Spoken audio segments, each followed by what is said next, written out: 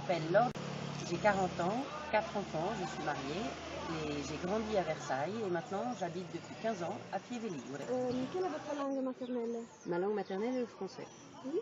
Et est-ce que vous connaissez aussi des autres langues par le français? Je connais l'italien Oui. et l'anglais. D'accord. Et quel est votre niveau de connaissance de l'anglais et de l'italien? Maintenant je parle l'italien presque comme un italien Oui. et l'anglais à niveau professionnel, un peu moins bien que l'italien. Mais quelle langue parlez-vous majoritairement?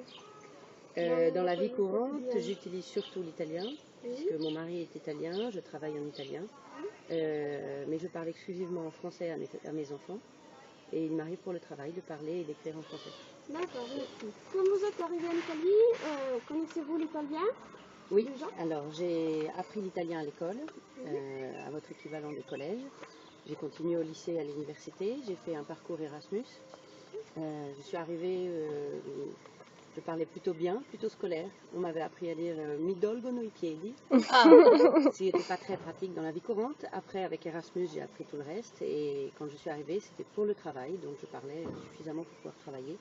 Et puis avec la pratique et les amis, maintenant, je suis arrivée à un niveau correct. Bon, alors votre niveau a amélioré pendant le temps. Je pense qu'on Oui, s'améliore tous bien avec sûr. le temps, c'est le but. Est-ce que tu as dû arriver en Italie pour le travail? Oui, et c'est parce que je parlais italien que j'ai été choisie pour un travail du groupe Danone, qui cherchait des jeunes diplômés. Et donc je suis arrivée à Gênes, que je ne connaissais pas du tout.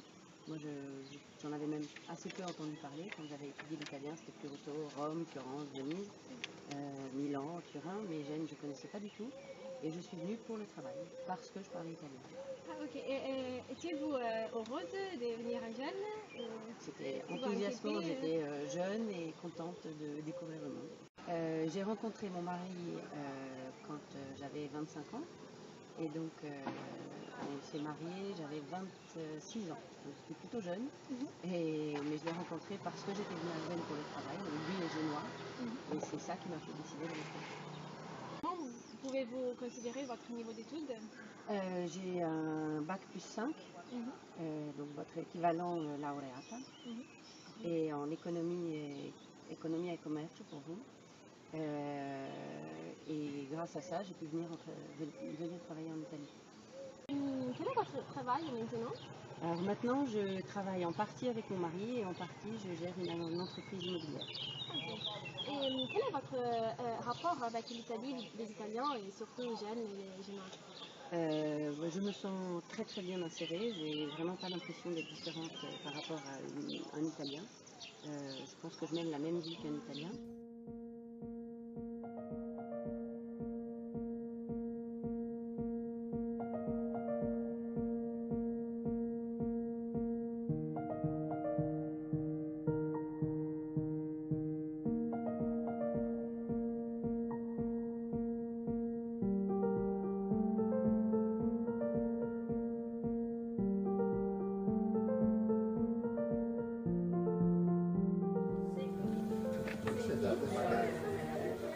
Fai 4 caffè?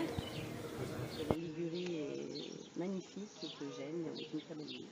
Est-ce que vous pouvez dire que votre niveau de vie a-t-il amélioré en Italie, à Gênes? Je pense que oui, parce que le cadre de vie est très important pour la qualité de la vie.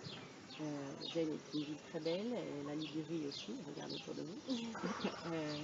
C'est une vie moins frénétique qu'un grand centre-ville comme là où je venais, parce que Paris est une très belle ville, mais à vivre quotidiennement c'est très chaotique. Donc oui, je pense que j'ai une excellente qualité de vie ici. Et qu'est-ce que vous pensez de votre pays Pieve? Ah, Pieve, c'est un petit bijou.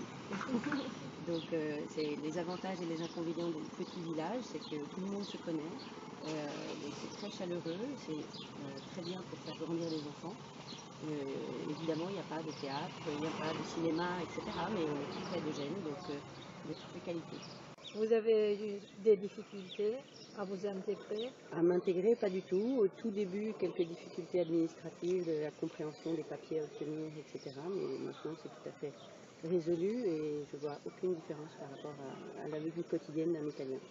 Et qui vous a aidé à affronter toutes les difficultés administratives Quand je suis arrivée, c'était parce que j'étais embauchée dans une grande entreprise, donc l'entreprise elle-même m'avait aidé à organiser tous mes papiers. Pour ce qui est de l'intégration sociale, en revanche, j'ai dû me chercher des moyens de connaître des gens, parce que par l'entreprise c'était assez difficile. Les collègues de bureau ne m'avaient pas vraiment accueilli de manière à sortir, voir des gens, etc. On ne se voyait que au bureau. Donc je me suis adressée à une association de bénévolat dont je faisais partie déjà en France. Et grâce à ça, j'ai connu plein d'amis. Mais comment ça s'appelle cette association? C'est l'Ordre de Malte. L'idée que vous avez de l'Italie quand vous êtes venu correspond à l'Italie comme elle est en réalité? Je pense qu'on a toujours une idée qui est un peu particulière par rapport à la réalité. Quand je suis partie en Italie, j'étais très jeune, donc j'avais une image d'Épinal de ce que pouvait être l'Italie. Effectivement, le quotidien est légèrement différent, mais je n'ai pas été déçue. Donc, pour combien de temps pensez-vous rester en Italie?